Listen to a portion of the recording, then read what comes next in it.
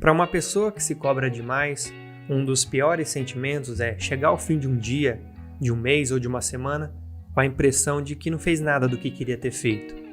Ou de olhar para trás e ver quantas falhas aconteceram. A dieta quebrada, a rotina de exercícios abandonada, um livro não terminado e projetos esquecidos. De novo, o que muita gente que se cobra demais não consegue fazer é olhar o outro lado da moeda. Parece que uma cegueira domina o seu olhar sobre si próprio, onde só os pontos negativos ficam visíveis, só as falhas chamam a atenção. Eu sou uma dessas pessoas. Eu tô aqui para compartilhar uma ideia com você que me ajudou a ver esse outro lado da moeda e principalmente me sentir bem novamente e continuar seguindo com saúde mental.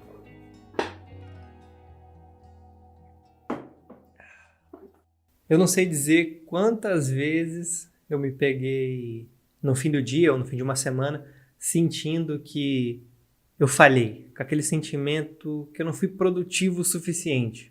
Não sei, um sentimento ruim, um sentimento de derrota. E o mais doido é que num momento de mais sanidade, vamos dizer assim, se eu olho para minha agenda, eu vejo que eu fiz bastante coisa. E às vezes, por não ter conseguido fazer uma coisinha, todo o meu olhar fica focado no negativo. É como se a minha autocrítica me impedisse de ver os meus sucessos e tivesse focada só nos meus fracassos. E o curioso é que numa dessas experiências, esses dias, eu consegui me ver de fora. Eu tinha acabado de terminar aquela série Em Busca da Vida Simples, uma série que me deu um trabalhão e que foi algo que me custou muito, sabe? Porque eu abri o meu coração mesmo, abri detalhes da minha vida, da minha história. E pode parecer que não, mas isso é uma coisa que pesa, digamos assim. E quando eu postei o último vídeo da série, eu tava bem cansado, foi algo que deu bastante trabalho para fazer, né? Alguns episódios foram bem extensos, então aquilo me consumiu bastante energia.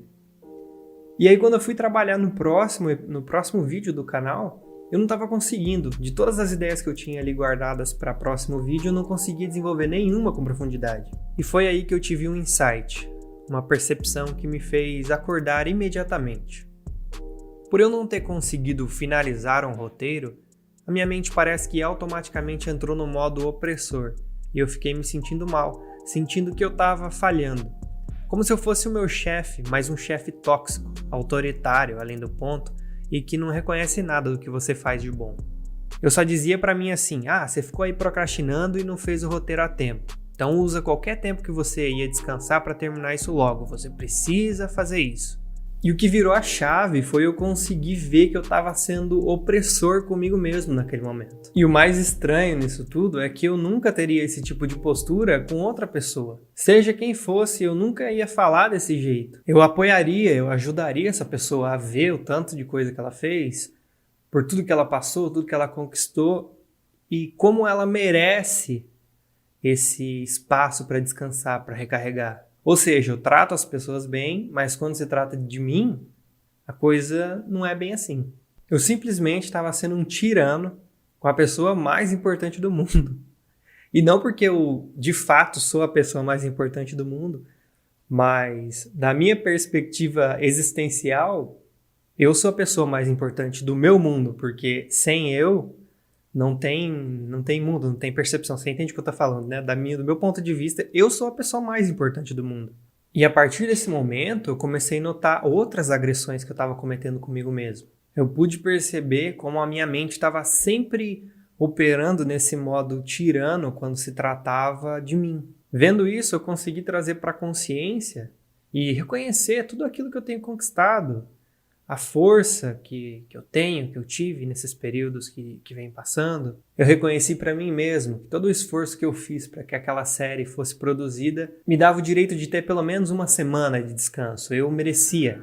Naquele momento eu tirei de cena o chefe abusivo e me tratei como eu trataria qualquer outra pessoa, com gentileza, com respeito, com compreensão, como eu merecia. Foi como mágica. O sentimento de culpa simplesmente se dissolveu. E eu respirei fundo, sentindo essa minha permissão para descansar.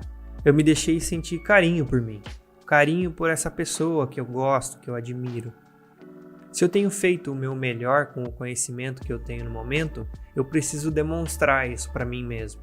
Talvez para alguém isso pode parecer um papo de louco, mas é simplesmente o ato de se observar em profundidade e identificar essas nuances, essas áreas mentais que sempre estão se relacionando e que podem, de certa forma, serem observadas como coisas separadas. E veja que eu não matei o chefe autoritário, eu só tirei ele de cena. Esse chefe é extremamente importante para pessoas que vivem do próprio negócio, por exemplo, principalmente em home office, porque se eu não for trabalhar, se eu não me cobrar, ninguém mais vai. Então esse chefe tem que estar presente sim. O fato é que ele não pode fazer mais mal do que bem. Ele tem que cumprir a sua função de maneira saudável. E ele não pode ser nem muito permissivo e nem muito rude. É preciso trilhar o caminho do meio.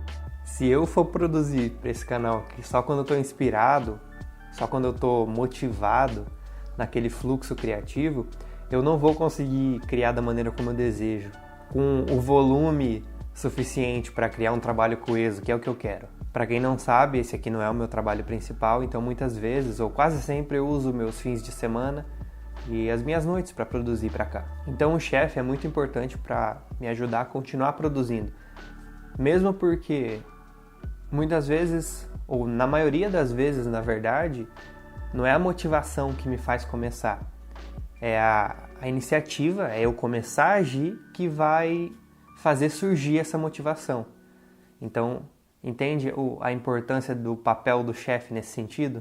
Só que para mim foi muito importante eu ter conseguido ver como esse chefe estava agindo além da conta. Isso me expandiu o meu olhar para outros lados. Para você ter uma ideia, eu fui lavar o rosto e eu percebi como eu sou bruto comigo mesmo, até nesse simples ato. Eu acredito que como homem eu nunca fui incentivado a trabalhar no meu autocuidado, na gentileza comigo mesmo. O negócio é tudo mais na brutalidade. E eu acho que já tá na hora da gente superar essa bobeira, né? Então eu lavei, sequei meu rosto de maneira mais suave. E esse carinho próprio é uma coisa que eu preciso trabalhar muito em mim. Porque ele não se limita somente ao físico, mas ao mental também, como um todo.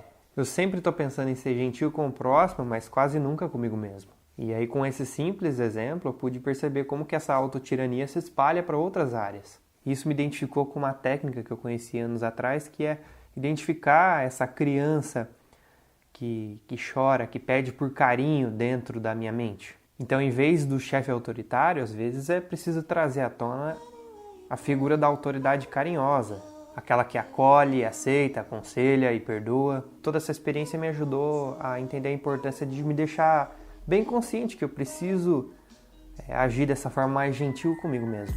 E principalmente trazer a consciência que eu tenho feito o meu melhor todo esse tempo, passado por momentos muito importantes.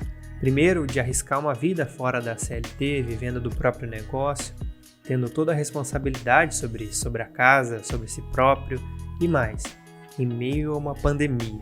Sobrevivendo dia a dia a uma situação totalmente excepcional e tensa, trabalhando em casa e tendo que ser disciplinado para cumprir todos os prazos e ainda produzir conteúdo aqui. Além de estar privado dos alívios sociais que uma vida normal proporcionaria. E me parabenizar por continuar firme, bem mentalmente e principalmente conectado aos meus valores essenciais. Esse é o pano de fundo que o eu autoritário não menciona, que ele não fala. É esse tipo de coisa que a gente tem que lembrar quando a gente percebe que está sendo rude consigo. Eu já falei aqui no canal sobre como persistir, como a gente não abandonar nossas coisas, como ser mais produtivo, mas também falo dos momentos que a gente precisa dar um espaço para a gente mesmo, dos momentos que a gente precisa de amor próprio. Se você se cobra demais ou é tirano com você mesmo, assim como eu, toma um tempo para se olhar com carinho e se lembrar que um chefe tirano tem sempre chefiados ingratos e, por consequência, menos produtivos e doentes.